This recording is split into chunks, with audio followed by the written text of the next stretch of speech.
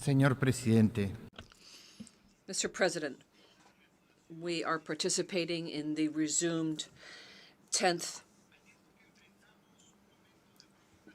emergency special session at a time of profound sadness and pain for humanity.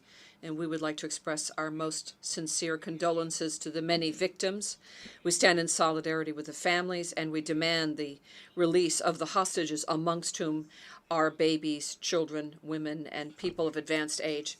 This General Assembly cannot forget that the crisis that we are currently facing is triggered by atrocious terrorist attacks brought on by the Hamas terrorist group on the 7th of October, which have impacted both Israelis and Palestinians and people of other nationalities. It's caused death, damage, suffering, and destruction.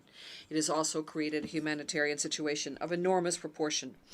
We would also express our solidarity with the humanitarian workers who attend this grave situation and present our condolences to those who have lost their lives in the exercise of this noble function. Guatemala reiterates its condemnation in the most energetic terms for the terrorist attacks committed by Hamas against the State of Israel and its civilian population. Hamas is confusing the Palestinian cause with justification of terrorism, and this is a very serious moral and strategic error, both for the Palestinian cause and the efforts that have been undertaken thus far in order to bring peace in the territory.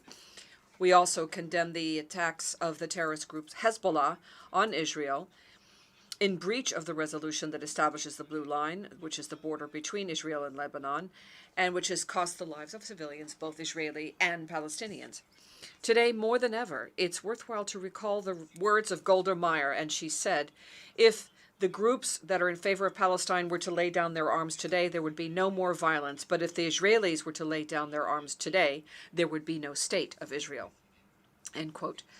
Mr. President, it's necessary for this General Assembly to recognize that it is the right of the State of Israel to self-preservation and to defend its people given this terrifying context. The lack of this recognition will not contribute to seeking dialogue, peace, and security in the region, and especially for the world. To the contrary, it puts all of mankind and humanity at risk. This General Assembly should act in order to reduce polarization and to discourage action and speech of hate, and the only way to do so is to stand united all together against terrorism, clearly and unequivocally condemning the actions of Hamas and other terrorist organizations with extremist and violent ideologies, and demand also from them that they cease their practices of putting arsenals and terrorist infrastructures in the basements of hospitals, schools, and religious centers, which then undermine the protection of civilians and use them as human shields. Given this catastrophic situation, which has created this terrible conflict, we are pleased to learn that humanitarian assistance is reaching people, and we urge acceleration of the pauses. But at the same time, it needs to be done carefully and verifying that these pauses are not used unduly on terrorist groups to commit new acts that would affect the civilian population and worsen the situation.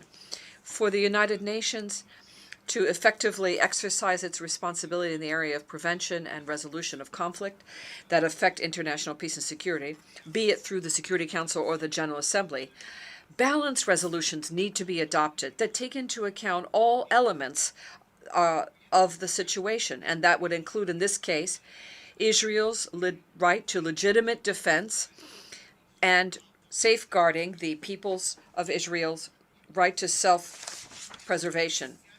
We are in time to save lives and to promote dialogue and negotiation between the parties to achieve generalized peace based on the vision of two democratic states, Israel and Palestine, be able to live side by side in peace. It is vital to recall that the State of Israel has the sovereign right to protect its citizens and to guarantee its security, and that element is absent from the draft resolution presented before this General Assembly. And for that reason, Guatemala will vote against this resolution. We urge all member states present here to consider doing the same. Thank you. I thank This has been the Nod News Network. Transmission complete.